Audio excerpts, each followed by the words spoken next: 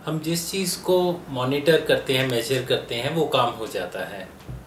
तो स्वच्छ भारत मिशन में हम क्या काम करना चाह रहे हैं और हम क्या मॉनिटर करें? क्या हम आउटकम्स मॉनिटर करें, कितने शौचालय बन गए, कितने गांव खुले में शौच मुक्त बन गए, या हम उन प्रक्रियाओं को भी मॉनिटर करें जिनकी वजह से गांव खुले में शौच मुक्त बन रहे हैं? वो कौन लोग हैं जो हमारी आँखें और कान हैं, जो हमें बता रहे हैं कि फील्ड में जो काम हो रहा है उसकी वस्तुस्थिति क्या है? हम जो जान रहे हैं उसको किस तरह से हम अपने साथियों के साथ शेयर कर रहे हैं ताकि जो अच्छी प्रैक्टिसेस हैं उसको सब अडॉप्ट कर सकें और उससे सब सीख सकें। यही कुछ सवाल हैं जो इम्पोर्टेंट हो जाते हैं जब हम स्वच्छ भारत मिशन में मॉनिटरिंग एंड इवैल्यूएशन की बात करते हैं। सबसे पहले तो इम्प्लीमेंटेशन के लेवल पे शायद ये ज़रूरी हो जाता है कि हम सिर्फ आउटकम मॉनिटरिंग की बात ना करें, हम प्रोसेस मॉनिटरिंग की भी बात करें। प्रोसेसेस कौन से मॉनिटर किए जाने चाहिए, ये आपकी क्या अप्रोच है उस पर निर्भर करेगा।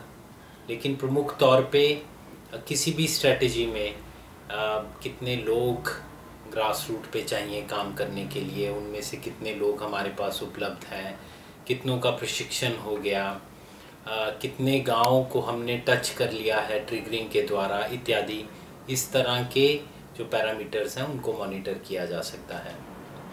एक महत्वपूर्ण चीज़ ये है कि टॉयलेट्स के साथ साथ ओडीएफ को मॉनिटर किया जाए। किसी ने कहा था कि अगर आप सिर्फ टॉयलेट्स को काउंट करेंगे शायद खुले में शौच मुक्त गाँव ना बने, लेकिन अगर आप ये मॉनिटर करने लगते हैं कि कितने गांव खुले में शौच मुक्त बने तो पूरा पर्सपेक्टिव चेंज हो जाता है और शौचालय तो बनेंगे ही।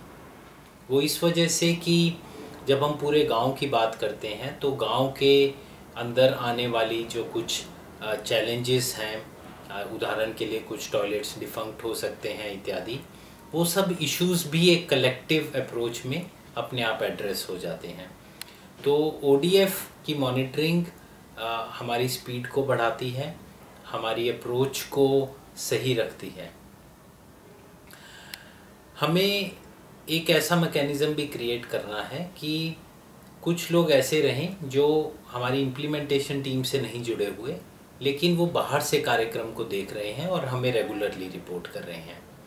क्योंकि जो खुद इम्प्लीमेंट करता है वो उस कार्यक्रम की अच्छाइयाँ बुराइयाँ शायद उस नज़रिए से नहीं देख पाता जिस नज़रिए से बाहर के लोग देख पाते हैं।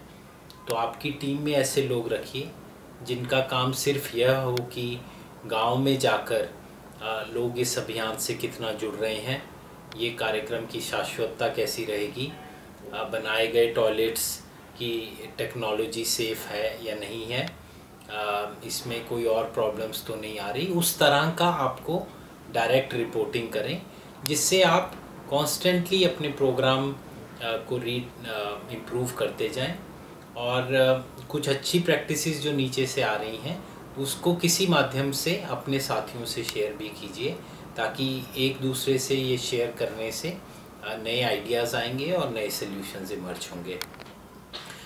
ओडीएफ की वेरिफिकेशन बहुत रिगरस होना चाहिए। जो फील्ड में बहुत से चैम्पियन कलेक्टर्स हैं जिन्होंने अपने ज़िले को ओडीएफ बनाया है, उनका ऐसा कहना है कि ओडीएफ वेरिफिकेशन को बहुत ही रिगरस तरीके से उन्होंने किया। जो गांव है उसमें निगरानी समिति पहले ये सुनिश्चित कर ले कि कोई भी बाहर खुले में नहीं जाता, उसके बाद गांव को ओडीएफ डिक्लेयर किया जाए। ओडीएफ की वेरिफिकेशन इंडिपेंडेंट लोगों की टीम्स के द्वारा भी हो और ये कम से कम 2 बार वेरिफिकेशन किया जाए, क्योंकि जितना अच्छा प्रोसेस और जितना अच्छा वेरिफिकेशन होगा उतने ही चांसेस कम होंगे कि बाद में कोई स्लिपेज हो। तो इस वजह से वेरिफिकेशन इम्पॉर्टेंट है। इसके साथ साथ टॉयलेट्स की टेक्नोलॉजी पे भी बहुत फोकस रखना ज़रूरी होगा। वो इसलिए क्योंकि हम टॉयलेट्स बनवाना या खुले में शौच ना जाओ इसकी बात इसलिए कर रहे हैं कि वातावरण प्रदूषित ना हो। वातावरण प्रदूषित होगा तो बीमारियां फैलेंगी और अगर हमारा टॉयलेट टेक्नोलॉजिकली सेफ़ नहीं है तो फिर वो रिस्क फिर भी रह जाएगा।